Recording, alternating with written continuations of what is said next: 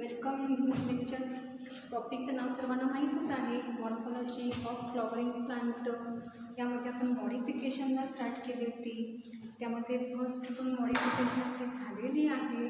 First modification आपण underground modification of stem, त्यामध्ये type आणि त्यामध्ये इन्व्हॉल्व होणारी एक्झाम्पल बघितली होती. आणि सेकंड त्यामध्ये sub aerial modification of stem, runner, stolon, sucker, त्यानंतर ऑफसेट हे त्याचे सबटाईप आणि त्याला ओरिएंटेड असणारी एक्झाम्पल्स आपण पाहिलेली आहे. तर प्रिव्हियस लेक्चरमध्ये आपण एरियल मॉडिफिकेशन ऑफ स्टेमला सुरुवात केली होती. त्यामध्ये आपण पहिलं मॉडिफिकेशनही आपण बघितलेलं आहे. एरियलचं मिनिंग सर्वांना माहीत आहे की एरियलचा अर्थ मी काय समजावता की when stem grow about the soil then it is called as a aerial modification of the stem. आणि एरियल मॉडिफिकेशनमध्ये टेक पार्ट करणारा जो पार्ट आहे तो म्हणजे त्याचे व्हेजिटेटिव्ह पार्ट किंवा बड. आता बडमध्ये तुम्हाला सांगितलेलं आहे की अपायकल बड किंवा ॲक्झिलरी बड किंवा ज्या फ्लोरल बड आहेत त्यांचं मॉडिफिकेशन झालेलं आहे फॉर द एरियल मॉडिफिकेशनसाठी. आता एरियल मॉडिफिकेशनमध्ये तुम्हाला त्यामध्ये त्याचे 6 टाईप आणि 6 एक्झाम्पल सांगितले होते. जवळजवळ खूप वेळा आपली यावर रिव्हिजन झाली होती आणि त्याचं शेवटी त्याचं फंक्शनही आपण त्यामध्ये मेन्शन केलं होतं. तरी पण आता सेकंड मी मॉडिफिकेशन स्टार्ट करणार आहे, पण थोडीशी आधीची रिव्हिजन म्हणून मी पुन्हा एकदा ह्या मॉडिफिकेशनची नेम्स आणि त्याच्यामध्ये इन्व्हॉल्व असणारे एक्झाम्पलची नेम्स सांगते. ओके, तर तुम्हाला माहीत आहे की एरियल मॉडिफिकेशन ऑफ स्टेममध्ये 6 मॉडिफिकेशन आपण बघणार आहोत. त्यापैकी एक मॉडिफिकेशन हे आपलं झालेलं आहे. त्या मॉडिफिकेशनचं नाव काय सांगितलं होतं बाळांनो? Stem tendril. लीप असेल तर तिथं शब्द मात्र काय वापरायचा आहे? Leaf tendril. त्यानंतर सेकंड मॉडिफिकेशन आपण त्यामध्ये कोणतं बघणार आहोत? थॉर्न. Third phylloclade. मग मागच्याही लेक्चरला सांगितलं होतं की सुरुवातीला ही नावं थोडीशी तुम्हाला वेगळी वाटतील, कारण बायोमध्ये सगळ्यात महत्त्वाचे म्हणजे थोडेसे काही ना ते वर्ड्स आवडतात, काही ना ते वर्ड्स आवडत नाहीत. पण असं काही समजू नका की एवढे मोठे लांबलचक शब्द आपल्याला कसे लक्षात राहतील. तर जसजशी तुमची रिव्हिजन होईल, जसजसा तुमचा इंटरेस्ट वाढेल, तुमचा स्टडी जसा रेग्युलर होईल, तेव्हा ही नावं सगळी अगदी प्रोनाऊन्सिएशनही आमच्यापेक्षा तुमची चांगली होतात आणि तुम्हाला शेवटी कळणारही नाही की एवढी सगळी एक्झाम्पल त्याचे फंक्शन्स आपण केव्हा एवढी रीड केलेली आहे. त्यामुळे ह्या गोष्टींचं कधी कोणी टेन्शन घेऊ नका की नावं माझ्या लक्षात राहतील का नाही. पण ह्यासाठी सगळ्यात महत्त्वाचं म्हणजे तुमचा रेग्युलर स्टडी असणं गरजेचं आहे. तुम्ही आदल्या दिवशी उद्या बायोचा पेपर आहे आणि आदल्या दिवशी बुक घेतलं किंवा नोटबुक घेऊन अभ्यासाला बसला तर मात्र तिथं तुमचा सगळा गोंधळ निर्माण होईल. आणि नेहमी मी सांगते की जो काही एक पॉईंट करा, आजच्या लेक्चरला हा पॉईंट झाला आहे ना तेवढाच पॉईंट करा, पण तो पॉईंटची प्रिपरेशन अशी परफेक्ट करा की त्यामध्ये पुढं जाऊन तुम्हाला काही डिफिकल्टीज येऊ नयेत. ओके, तर आता हा झाला बाकीचा पार्ट अभ्यासाविषयी.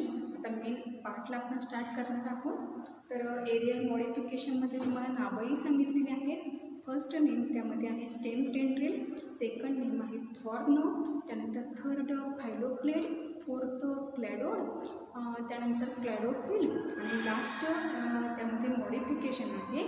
त्या मॉडिफिकेशनचं नाव आहे बल्बिड. ओके, तर बाळांनो तुम्हाला स्टेम टेंड्रिलमध्ये आपण मागच्या लेक्चरला बघा 4 एक्झाम्पल घेतली होती. नावं तुमच्या लक्षात आहेत का बघा. फर्स्ट एक्झाम्पल त्यामध्ये आपण व्हिटिस हे एक्झाम्पल घेतलं होतं, त्यानंतर कुकुरबिटा एक्झाम्पल बघितलं होतं, त्यानंतर आणखी त्यामध्ये पॅसिफ्लोरा हे एक्झाम्पल बघितलं होतं आणि अँटिगोन हे एक्झाम्पल बघितलं होतं. आणि त्यामध्ये कशाचं मॉडिफिकेशन, कोणत्या टाईपच्या बर्डचं मॉडिफिकेशन हे टेंड्रिलमध्ये झालेलं आहे हाही तुम्हाला 4 लक्षात ठेवायला सांगितलं होतं. For example Cucurbita extra axillary bird is modified into the tendril. Vitis असेल किंवा म्हणजे ग्रेप्स असेल तर त्यामध्ये अपायकल बर्डचं मॉडिफिकेशन हे टेंड्रिलमध्ये झालेलं आहे. अँटिकोनॉनमध्ये floral bird it is modified into the tendril. Passiflora किंवा पॅशन फ्लॉवरमध्ये ॲक्झिलरी बर्डचं मॉडिफिकेशन हे कशामध्ये बाळांनो झालेलं आहे? टेंड्रिल. आणि टेंड्रिलचा तिथं यूजसुद्धा सांगितला होता की म्हणजे तुम्हाला ॲन्सर इन 1 सेंटेन्समध्ये जर असा क्वेश्चन विचारला what is the role of the stem tendril, तर त्यामध्ये 2च त्यामध्ये त्याचे फंक्शन सांगितले. Tendrils useful for support and a climbing. बस एवढे 2 वर्ड आले की तुमचं ॲन्सर परफेक्ट झालेलं आहे. आणि टेंड्रिलची तुम्हाला डेफिनेशनही सांगितली होती की ॲक्झिलरी किंवा अपायकल बल इज मॉडिफाईड टू थिन वायरी coiled highly sensitive structure is non as A tendril. आणि टेंड्रिलमध्ये आणखी एक महत्त्वाचा तुम्हाला पॉईंट कोणता तिथं सजेस्ट केला होता की टेंड्रिलमध्ये फिक्सेशन करण्यासाठी त्यामध्ये ज्या स्पेशल ग्लँड असतात त्या ॲडेझिव्ह ग्लँड प्रेझेंट असतात. ओके, आता ह्यावर मी काही जास्त डिस्कशन करत नाही आहे कारण मागच्या लेक्चरला आपली भरपूर रिव्हिजन टेंड्रिलवर झालेली आहे. तर आपण नेक्स्ट मॉडिफिकेशन आपण जे आजच्या लेक्चरला स्टार्ट करणार आहोत त्या पहिल्यांदा मॉडिफिकेशनचं नाव सर्वांनी लक्षात घ्या, थॉर्न. आणि आणखी काही सांगितलं होतं बघा मागच्या लेक्चरला की प्रत्येक टाईपच्या मॉडिफिकेशनची नेम्स आणि त्याचे एक्झाम्पल. म्हणजे फॉर एक्झाम्पल टेंड्रिल म्हटलं की कुकुरबिटा, व्हिटिस, त्यानंतर अँटिगोनॉन, पॅशन फ्लॉवर. त्यानंतर थॉर्न म्हटलं की ड्युरॅन्ट आहे, सिट्रस आहे. त्यानंतर फायलोक्लेड म्हटलं की अपुन्शी आहे, क्लॅडोड म्हटलं की ॲस्परगस आहे, क्लॅडोफिल म्हटलं की रस्कस आहे आणि बल्बिल्स म्हटलं की डायोस्कोरिया. ही एक्झाम्पल तुम्हाला लक्षात ठेवायला सांगितली होती. आता थॉर्न बघा, पहिल्यांदा स्पेलिंग सर्वांनी लक्षात घ्या, THORN, थॉर्न. थॉर्नमध्ये पहिला पॉईंट तिथं काय रिप्रेझेंट करायचा. थॉर्न हे मॉडिफिकेशन कशाचं आहे आणि हे मॉडिफिकेशन कशासाठी झालेलं आहे. तर त्यामध्ये पहिला पॉईंट आपल्याला माहीत आहे की थॉर्न हे रूट आहेत का, नाही. थॉर्न हे लिप आहे का, नाही. तर थॉर्न हे काय आहे बाळांनो, स्टेम आहे. पण हे कोणत्या टाईपचं स्टेम आहे. काटे आपल्याला जमिनीच्या खाली दिसतात का, नाहीत. सब एरियल आहेत का, नाही. थॉर्नची जी ग्रोथ आहे ती कुठं टेक प्लेस होणार, अबाउट द सॉईल. म्हणजे हे मॉडिफिकेशन कोणतं आहे, एरियल. मग thorn it is aerial modification of stem. हा पॉईंट सर्वांना लक्षात आलेला आहे. थॉर्नमध्ये फर्स्ट पॉईंट तिथं आपण काय तिथं रिप्रेझेंट करणार आहोत की थॉर्न हे मॉडिफिकेशन कशाचं आहे. Thorn it is modification of stem. Okay, हा पॉईंट झाल्यानंतर सेकंड पॉईंट आपल्याला तिथं काय मेन्शन करायचं आहे की फंक्शन काय आहे थॉर्नचं. What is the function of thorn. जसं टेंड्रिलमध्ये आपण तिथं मेन उल्लेख काय करतो रे, क्लाइम्बिंग. तसं थॉर्न म्हटल्याबरोबर तुम्हाला त्याचं फंक्शन आठवलं पाहिजे ते म्हणजे प्रोटेक्शन. बघा, कोणत्याही प्लांटच्या जवळ जर आपण गेलो आणि त्या प्लांटला जर थॉर्न म्हणजे काटे असले तर आपण लगेच मागे सरकतो का, तर ते आपल्याला टोचतात. म्हणजेच हे थॉर्न कशासाठी प्रेझेंट असतात की त्या प्लांटचं प्रोटेक्शन करण्याचं काम हे थॉर्न करत असतात. मग थॉर्नचं फंक्शन काय आहे, प्रोटेक्शन. पण हे प्रोटेक्शन कुणापासून करतात. थॉर्न जे आहेत ज्या प्लांट बॉडीमध्ये ते प्रेझेंट असतात त्या प्लांट बॉडीचं प्रोटेक्शन करतात. पण कुणापासून प्रोटेक्शन करतात, तर thorn protect plants from a browsing animal. आता ब्राउन्सिंगचा अर्थ काय, कोणत्या ॲनिमलला ब्राउन्सिंग ॲनिमल असं म्हटलं जातं. अगदी मराठीमध्ये मी सिम्पलमध्ये सांगते की आपण थोडक्यात म्हणतो चारा खाणारे, म्हणजे जे फक्त प्लांट बॉडीवर जगतात, हर्बिव्होरस ॲनिमल असं म्हटलं जातं. मग अशा ॲनिमल्सला काय म्हटलं जाणार सांगा, ब्राउन्सिंग ॲनिमल. ब्राउन्सिंग म्हणजे काय की दुसऱ्या प्लांटवर ते त्यांचे न्यूट्रिशन ही रिक्वायरमेंट कंप्लीट करत असतात. मग ह्या ॲनिमलपासून त्या प्लांटचं प्रोटेक्शन करणं हे काम कुणाचं आहे सांगा, थॉर्नचं आहे.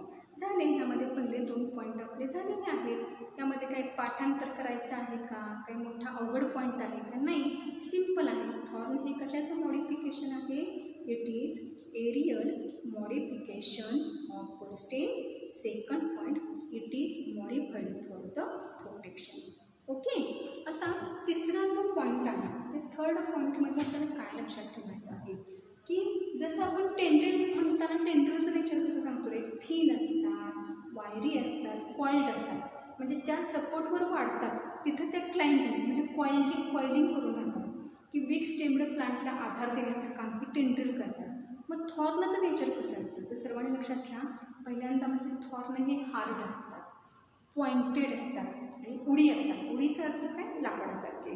बघा, हा पॉईंट विसरायचा नाही. Thorn is a hard pointed उडी किंवा निडल शेप्ड स्ट्रक्चर असंही म्हटलं जातं. Okay, thorn is a hard pointed और निडल लाईक उडी स्ट्रक्चर. आता जसं टेंड्रिलमध्ये म्हणतो की आपण बर्डपासून टेंड्रिलचे डेव्हलपमेंट होते, त्यामध्ये थॉर्नमध्ये पण लक्षात ठेवायचं की thorn it is produced by apical bud or a axillary bird. मग आपण त्या थॉर्नची डेफिनेशन अशी तयार करू शकतो. When apical or a auxiliary bird is modified into the hard pointed woody structure, then it is known as a thorn. प्रत्येकच definition बुकमध्ये दिली पाहिजे आणि बुकमध्ये डेफिनेशन दिल्यावरच आपण डेफिनेशन त्याची प्रिपरेशन करायची असं नाही. तर थोडंसं आता ह्या लेवलला 11th थोडंसं तुम्हाला मेकिंग करता आलं पाहिजे, तुम्हाला प्रिपरेशन करता आलं पाहिजे की बुकपेक्षा इझी सेंटेन्समध्ये तुम्ही तो पॉईंट कसा एक्सप्लेन करू शकाल. मग आता ह्यामध्ये डेफिनेशन कशी सांगणार आहे थॉर्नची. When apical or axillary bird is modified into hard woody pointed needle like structure then it is called thorn. झाली डेफिनेशन. बघा यामध्ये पहिला पॉईंट काय असणार आहे, थॉर्न हे कशाचं मॉडिफिकेशन आहे. It is aerial modification of the stem. It is modified for the protection. आणि थर्ड पॉईंट, थॉर्नची डेव्हलपमेंट कुणापासून होते, अपायकल बर्ड आणि ॲक्झिलरी बर्ड. फोर्थ पॉईंट, थॉर्नचं नेचर कसं आहे, हार्ड आहे, पॉइंटेड आहे आणि उडी आहे. त्यानंतर डेफिनेशन कशी आपल्याला प्रिपेअर करता येईल. When apical or a axillary bird is modified into hard pointed woody structure then it is called thorn. Okay, आता थॉर्नमध्ये लक्षात ठेवायचं की ह्यामध्ये leaves, branches, flowers are developed on the thorn at the node. हा point आता माझ्या मते तर मी काय आता सांगणं गरजेचं नाही. खूप वेळा मी हा पॉईंट रिवाईज केलेला होता की स्टेमचे दोन महत्त्वाचे पार्ट म्हणजे नोड्स आहेत, इंटर नोड्स आहेत. आणि स्टेम आणखी बिअर करणारे म्हणजे ब्रांचेस, लीव्हचेस, फ्लॉवर आणि फ्लॉवरपासून डेव्हलप होणारे फ्रूट आणि सगळ्यात महत्त्वाचा पार्ट म्हणजे बर्ड. मग थॉर्नमध्ये आणखी सेंटेन्स कोणतं लक्षात ठेवणार सांगा. Leaves, branches, flowers are developed on the thorn at the node. Okay, आता मगाशीच मी सांगितलं की थॉर्नचं फंक्शन काय. Thorn is useful for the protection against the browsing animal. आणि आणखी एक बघा बुकमध्ये ह्याचा उल्लेख थोडासा एवढा रिमार्केबल केलेला आहे का नाही बघा की थॉर्नचं आणखी एक फंक्शन म्हणजे thorn reduces the rate of transpiration. आता बघा हा वर्ड तुम्हाला ट्रान्सपिरेशन हा वर्ड नवीन आहे. ट्रान्सपिरेशनचा अर्थ काय, आधी मी त्याची डेफिनेशन सांगते. Transpiration means the loss of water in the form of a water vapor by aerial part of a plant body. This process is known as a transpiration. What is transpiration? पुन्हा एकदा सांगते. The loss of water in the form of a water vapor by aerial part of plant body is known as a transpiration. अगदी regular डेलीमध्ये बघा तुम्ही हे observation केलं असेल.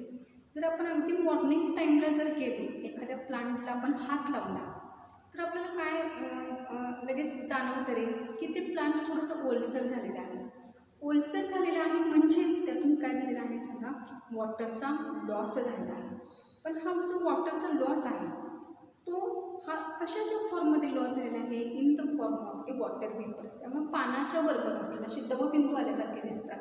म्हणजेच तिथं कोणती प्रोसेस ऑकर झालेली असते तर त्या प्रोसेसचं नाव काय आहे सांगा, ट्रान्सपिरेशन. बघा फोटोसिंथेसिस ही प्रोसेस डिफरंट आहे, रेस्पिरेशन ही प्रोसेस डिफरंट आहे आणि आत्ता मी जी प्रोसेस सांगते त्या प्रोसेसचं नाव काय आहे, ट्रान्सपिरेशन. आणि ट्रान्सपिरेशनचा अर्थ काय आहे, the loss of water in the form of a water vapor by aerial part of plant body is known as a transpiration. मग जे थॉर्न प्लांट बॉडीवर प्रेझेंट आहेत हे थॉर्न काय करतात, they reduce the rate of the transpiration. रिड्यूसचा अर्थ काय की प्रतिबंध करतात, म्हणजे वेग मंदावतो. कशाचा, तर ट्रान्सपिरेशनचा.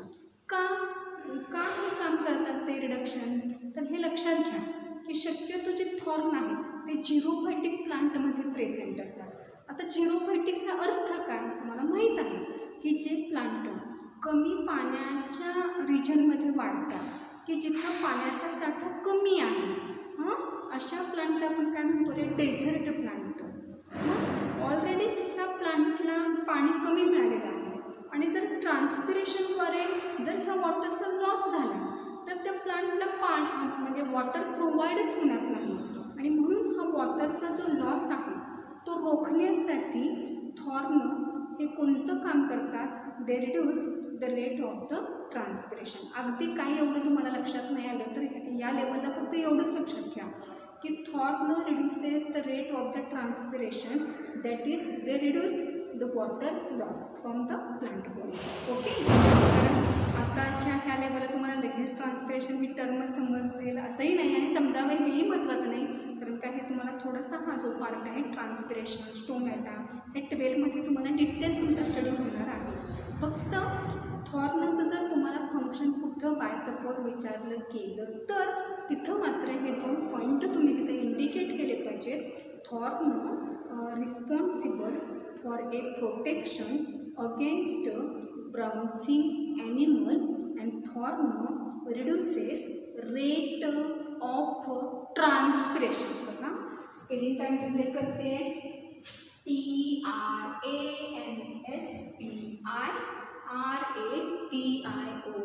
ट्रान्सपिरेशन. आणि मग आता सगळ्यात शेवटी आपल्याला काय बघायचे आहेत, एक्झाम्पल. आता थॉर्नचे एक्झाम्पल अगदी मागच्याही लेक्चरला सांगितलं बेस्ट एक्झाम्पल सिट्रस. तुम्हाला माहिती आहे की लिंबाच्या झाडाला काटे असतात, ते काटे म्हणजेच काय आहेत, थॉर्न आहेत. कशासाठी प्रेझेंट आहे, प्रोटेक्शन. आणखी त्याचं फंक्शन काय, reduces the rate of the transpiration. तर आता थॉर्न ज्या प्लांटमध्ये प्रेझेंट आहे अशा प्लांटचे मी एक्झाम्पल सांगते. त्यामध्ये एक्झाम्पल लक्षात घ्या, कॅरिसा. सेकंड एक्झाम्पल आहे ड्युरांटा.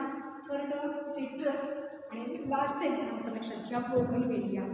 आता बोगनवेलिया ह्या प्लांटमध्ये थॉर्न प्रेझेंट असतात. बघा थोडंसं एक्सेप्शनल जरा सेंटेन्स बोगनवेलियासाठी लक्षात घ्या. बोगनवेलियामध्ये थॉर्न प्रेझेंट असतात, पण आपण सांगताना काय सांगतो रे, थॉर्न हे हार्ड असतात, उडी असतात, पॉइंटेड असतात. पण बोगनवेलियामध्ये मात्र हे थॉर्न असे करुड झालेले असतात.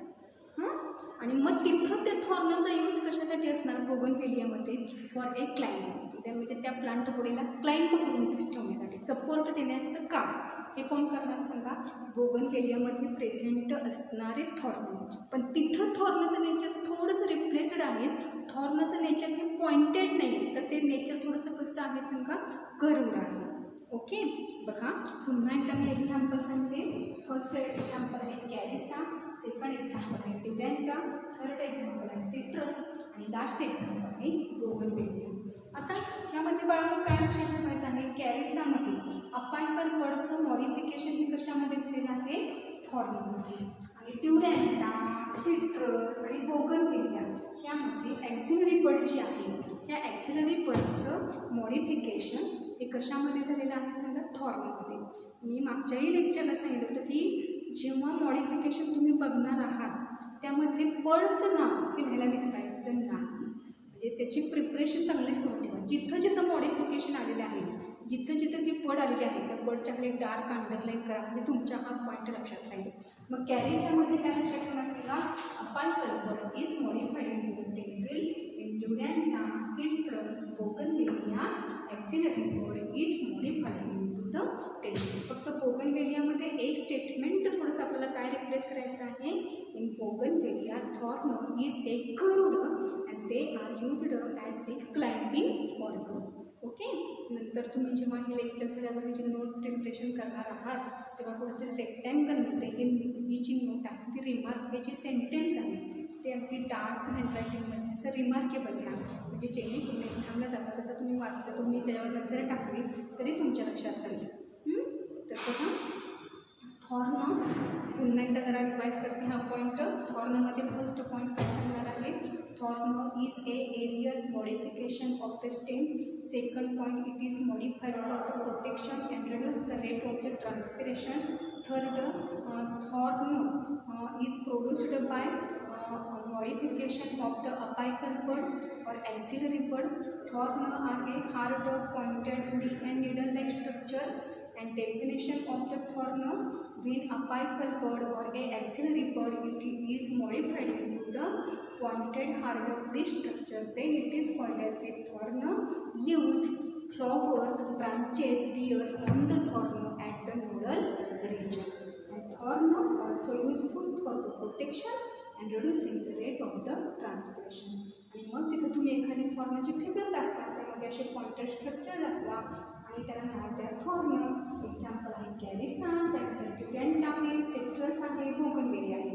पण नुसते एक्झाम्पल्स लक्षात ठेवायची नाही, तर कॅरिसामध्ये थॉर्नचं मल्टिप्लिकेशन कोणत्या बडपासून झालेलं आहे, अपायकल बड. ड्युरॅन्टमध्ये, सिट्रसमध्ये आणि बोगनवेलियामध्ये axillary bud is modified into the thorn. हा मात्र फ्लोचार्ट सर्वांनी व्यवस्थित करून ठेवा, कारण ह्यामध्येच थोडंसं जंबल होतं तुमचं आणि जास्त करून पेशंटला रिलेटेड क्वेश्चन तुम्हाला विचारले जातात. तर एरियल मॉडिफिकेशनमध्ये मॉडिफिकेशन आपले दोन कोणते झालेले आहेत बघा. मागच्या लेक्चरला आपण स्टेम टेंड्रिल बघितलेलं आहे, आजच्या लेक्चरला आपण थॉर्न बघितलेलं आहे. स्टेम टेंड्रिलमध्ये एक्झाम्पल आपण कोणते बघितलेले आहेत, कुकुरबिटा आहे, विटीस आहे, पॅसिफ्लोरा आहे, अँटिकोना आहे. थॉर्नमध्ये ड्युरॅन्ट आहे, सिट्रस आहे, बोगनवेलिया आहे आणि कॅरिसा आहे. फक्त ह्या बोगनवेलियामध्ये थॉर्नचा शेप कसा असणार, कर्व असणार आणि तिथं त्याचा रोल काय असणार, प्रोटेक्शन आहे, तर क्लाइम्बिंगसाठी असणार आहे. फायब्रोप्लेटमध्ये अपुंशी आहे, न्यूडेल बेकी आहे. ग्लॅडोडचं एक्झाम्पल आहे ॲस्परगस. ॲस्परगसचं एक्झाम्पल तुम्हाला मागे कशामध्ये लक्षात ठेवायला सांगितलं होतं, फॅसिक्युलेटेड ट्युबरस. त्यानंतर ग्लॅडोफिल्सचं एक्झाम्पल आहे रिस्कस आणि बल्बिडचं एक्झाम्पल आहे अर्गेव आणि डायोस्पोरिया. आणि थॉर्न हे एरियल मॉडिफिकेशन आहे, त्यानंतर प्रोटेक्शनसाठी रिस्पॉन्सिबल आहे. Hard pointed straight and needle like structure आहे. Modification of the apical bud and axillary bud give rise to the thorn, and when an apical or axillary bud is modified into the hard pointed straight needle-like structure, then it is called as a thorn. Leaves, branches, flowers are developed on the thorn at the nodes, and it provide protection against the browsing animal and also help for reducing transpiration. And transpiration ची definition काय सांगितली, loss of water in the form of a water vapor by the aerial part of the plant body. एरियलचा अर्थ काय, about the soil level.